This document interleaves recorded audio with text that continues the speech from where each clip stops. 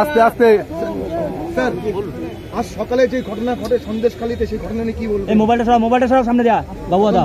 তদন্ত করতে তাদেরকে আক্রান্ত হতে হয়েছে। তদন্ত আটকানোর জন্য এর আগে পর্যন্ত বিভিন্ন মামলা মোকদ্দমা করা হচ্ছিল মানুষের পয়সা খরচ করে, এবং কোনো অন্যায় কোনো দুর্নীতির তদন্ত করতে গেলেই, তদন্তের আদেশ দিলেই তার বিরুদ্ধে সুপ্রিম কোর্টে চলে যাওয়া হচ্ছিল। সুপ্রিম কোর্টে যাওয়ার অধিকার অবশ্যই আছে প্রতিটা মানুষের, প্রতিটা অথরিটি, কিন্তু কি করার জন্য যাওয়া হচ্ছে আমি তো আজকে জানতে চাইবো যে মোট কত টাকা খরচ হলো এই তদন্ত আটকানোর জন্য। সুপ্রিম কোর্টে গিয়ে কত কোটি টাকা পশ্চিমবঙ্গ সরকার খরচা করলো। আপনি সকালবেলা রাজ্যপালের হস্তক্ষেপ চেয়েছেন, রাজ্যপালের হস্তক্ষেপ রাজ্যপালের বিষয়টা বলেছি যে রাজ্যপাল কেন এখনো পর্যন্ত কনস্টিটিউশনাল মেশিনারি ধ্বংস হয়ে গেছে এটা ডিক্লেয়ার করছেন। তিনি ডিজিকে তলব করেছেন।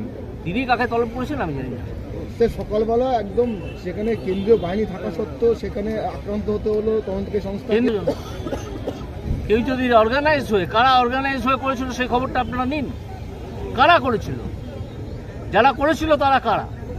সরকার পক্ষের কেউ কেউ বলছে মস্তানি করতে গেছিল সিবিআই, কেন ইনফরমেশন দেয়নি, ইনফরমেশন দিয়ে কেন যায়নি পুলিশকে কেন? আমি তো মনে করি যার খোঁজে গিয়েছিল তাকে আজ রাত্রির 12টার মধ্যে ইডির অফিসে এসে হাজিরা দেওয়া উচিত। ইতিমধ্যে পুলিশ 10 জনকে গ্রেপ্তার করেছে। পুলিশের গ্রেপ্তারের কথা ছাড়ুন, সেক্ষেত্রে আক্রান্ত হয়েছে একাধিক। পশ্চিমবঙ্গে আইন শৃঙ্খলা নিয়ে কি বলবেন? পশ্চিমবঙ্গে আইন শৃঙ্খলা আছে বলে আপনার মনে হয়? আপনি গত কয়েকদিনের খবরের কাগজের রিপোর্ট, কোর্টে যেগুলো উঠে এসছে সেগুলো নিয়েই পড়ুন।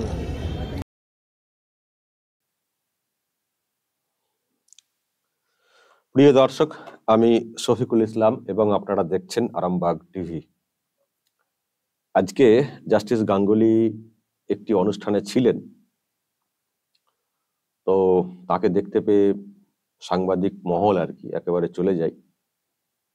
তারপর আজকে যে ঘটনা ঘটেছে সন্দেশখালীতে সেটা নিয়ে প্রশ্ন করেন, তার উত্তরে এই সব বলেছেন জাস্টিস গাঙ্গুলি। তবে যে কটা কথা বললেন তার মধ্যে যেটা আমি একেবারে শেষে শোনালাম, যে মানে একটা প্রশ্ন তুললেন আর কি, ঘুরিয়ে প্রশ্নটা করলেন যে পশ্চিমবঙ্গে আইন শৃঙ্খলা বলে কিছু আছে আপনার মনে হয়? মানে যে প্রশ্নটা তুললেন এবং বললেন যে দেখুন না, এই যে খবর বা মামলার যেসব ব্যাপার স্যাপার এগুলো দেখুন না, বলে উনি যেটা বোঝালেন বা আমরা যেটা বুঝলাম যে ওনার চোখে এই রাজ্যে আইন শৃঙ্খলা বলে কিছু নেই, এটা বুঝলাম। উনি কিন্তু সাধারণ মানুষ নন, উনি কিন্তু কোনো বিরোধী নেতা নন, পলিটিক্যাল ফিগার নন, বা অন্য জগতের কোনো ব্যক্তি নন।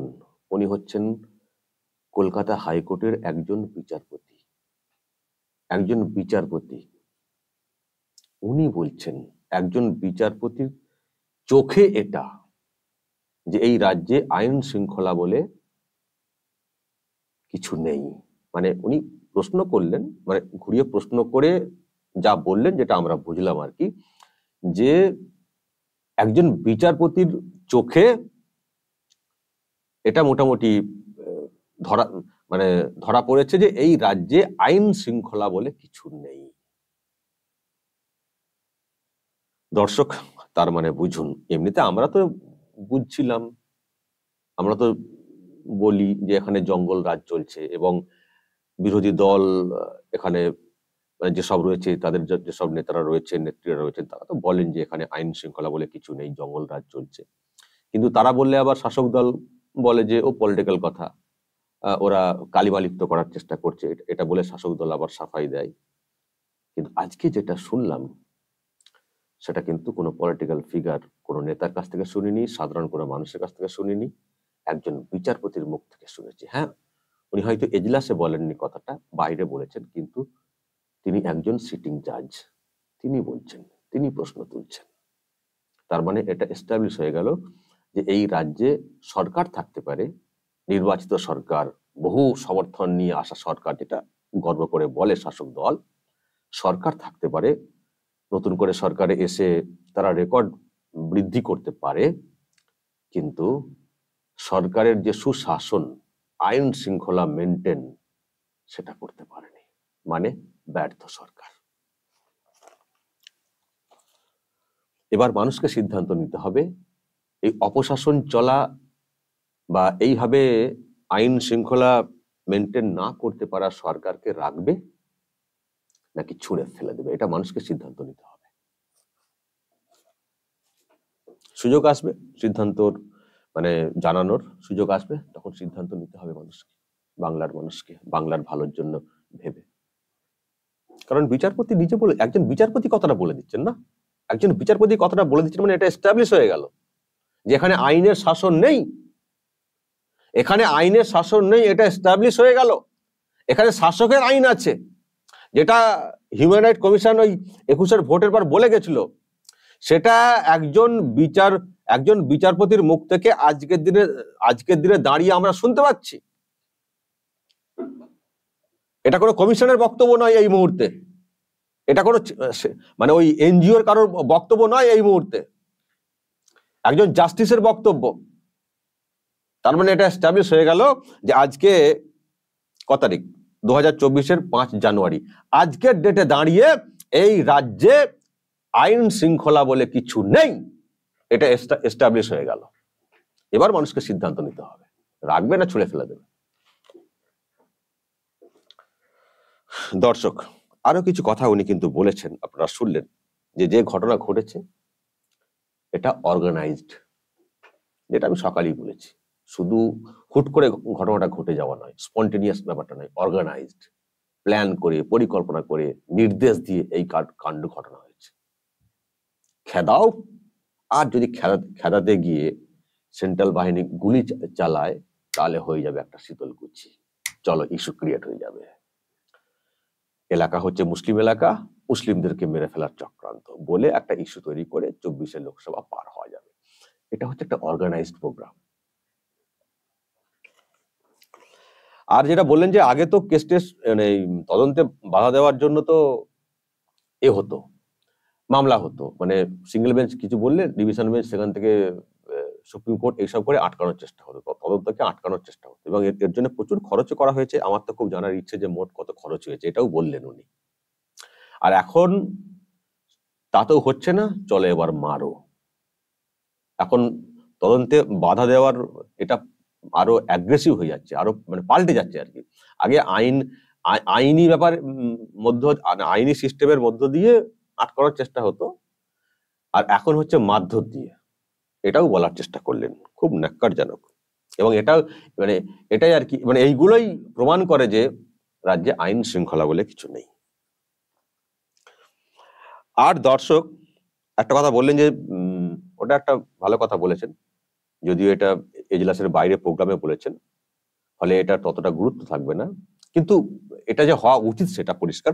বলেছেন যে যার খোঁজে গিয়েছিল ইডি, যার বাড়িতে গিয়েছিল ইডি, তাকে রাত 12টার মধ্যে ইডির কাছে হাজির করানো উচিত, ইডির কাছে হাজির করা উচিত। এখন যেহেতু উনি এটা একটা প্রোগ্রামে বলেছেন, আইনি গুরুত্ব নেই, এজলাসে বললে তারা আলাদা আইনি গুরুত্ব, আর এখন তো এ নিয়ে মামলা তো ওনার কাছে আসেনি, সুতরাং উনি ওনার ব্যক্তিগত একটা মত বলেছেন। কিন্তু ব্যক্তিগত মত হলে কি হবে, উনি তো একজন জাস্টিস, আমাদের চোখে উনি তো একজন বিচারপতি, সুতরাং ওনার প্রতিটা কথাই ভাববো যে বৈধতা রয়েছে, মানে আইনি বৈধতা রয়েছে একটা প্রতিটা কথা। উনি বলেছেন যে যার বাড়িতে গেছিল এবং তারপর যে কাণ্ড ঘটেছে 12টার মধ্যে ইডির কাছে ওনার মানে হাজির করানো উচিত, ওনার আসা উচিত, এই জায়গাটা উনি কিন্তু বলেছেন। এখন সেটা তো হবে না, কিন্তু যেটা হওয়া উচিত সেটা উনি কিন্তু বলে দিয়েছেন।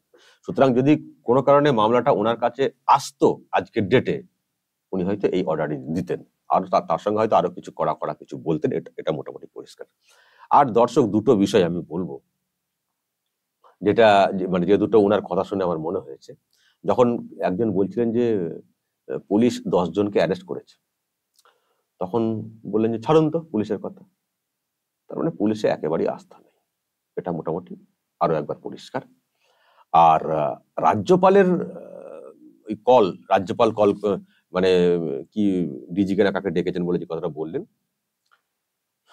তখনও যেভাবে রিয়াক্ট করলেন, মানে রাজ্যপালের ভূমিকা নিয়েও উনি কিন্তু সন্তুষ্ট নন। আর রাজ্যপাল যে কলটল করছেন সেটাও কিন্তু ওনার এজলাসে একটা কমেন্ট করার পরে, এজলাসে উনি বলেছিলেন যে যা হচ্ছে রাজ্যপালের তো এবার তো বলা উচিত যে এখানে সাংবিধানিক যে পরিকাঠামো সেটা যে ভেঙে পড়ছে, ওনার তো বলা উচিত বলে উনি একটা কমেন্ট করেছিলেন হাইকোর্টে। তারপরে রাজ্যপাল একটু নড়াচড়া করে এসব আর কি কলটল করেছেন। কিন্তু তারপর কল করেছেন অমক তমককে, যেটা যখন শোনানো হলো, কোন এক সাংবাদিক বললেন, ওনার যে রিয়াকশন শুনলাম, রাজ্যপালের ভূমিকাতে উনি কিন্তু সন্তুষ্ট নন। তো দর্শক, আমরাও রাজ্যপালের ভূমিকাতে সন্তুষ্ট নই। আমরাও রাজ্যপালের যে কি হয়ে গেছে, কি তার উইকনেস শাসক দল জেনে গেছে, দেখি জানি না, মানে উনি আর কিছুই নড়াচড়া করতে পারেন না, ওই মাঝে মধ্যে একটু দেখনদারি করেন বটে, কিন্তু কোনো কাজ হয় না, কি ব্যাপার জানি না। আমরা ভেবেছিলাম যে উনি যা দেখিয়েছিলেন প্রথমে এসে শুরুটা, যে কিছু হয়তো একটা মানে আবার একটা ভালো রাজ্যপাল পেয়েছি, মানে জগদীপ ধনকর সাহেবের মতো, কিন্তু এখন দেখছি পুরো ভাঁড়, কিচ্ছু নেই, বরং শাসকের অঙ্গুলি হেলনে চলেন। এখন আমি যে বলছি কি তার দুর্বলতা, কি ধরা পড়ে গেছে, কি জেনে গেছে জানি না, কিন্তু ওনার অ্যাক্টিভিটি খুব একটা ভালো লাগেনি। কিন্তু আমরা চাই উনি অ্যাক্টিভ হন এবং আজকে যে ঘটনা ঘটেছে ঠিক মতো করে রিপোর্ট করুন কেন্দ্রে, কারণ এইভাবে সরকারটা চলতে পারে না, যেখানে বিচারপতি নিজে বলছেন যে এখানে আইন শৃঙ্খলা বলে কিছু নেই। সুতরাং এখানে আইন শৃঙ্খলা মেনটেন করার জন্য সেন্ট্রালকে উদ্যোগী ভূমিকা নিতে হবে।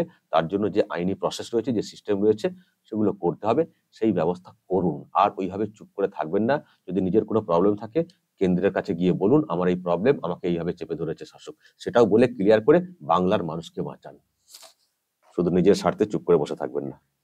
দর্শক কি বলবেন জাস্টিস গাঙ্গুলির এই যে ভূমিকা, এই সব বক্তব্য, যদি কিছু বলার থাকে অবশ্যই বলবেন, কমেন্ট বক্সে নজর রাখবেন আরামবাগ টিভিতে।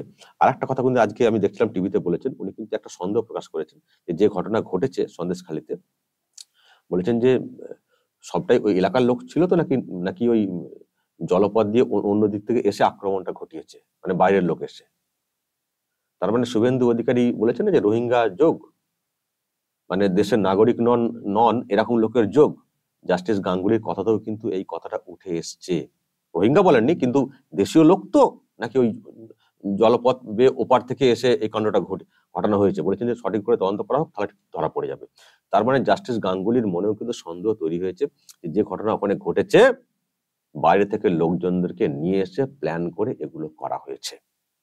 ফলে দর্শক এই মন্তব্য পরিষ্কার করে দেয় যে কিছু একটা ব্যাপার আছে। যখন উনি এই কথা বলছেন, তার মানে এনআইএ বা এরকম বড় কোনো এজেন্সিকে দিয়ে এই ঘটনার তদন্ত হওয়াটা খুবই প্রয়োজন বলে আমার মনে হয়। দর্শক কি বলবেন? যদি কিছু বলার থাকে অবশ্যই বলবেন, কমেন্ট বক্সে নজর রাখবেন আরামবাগ।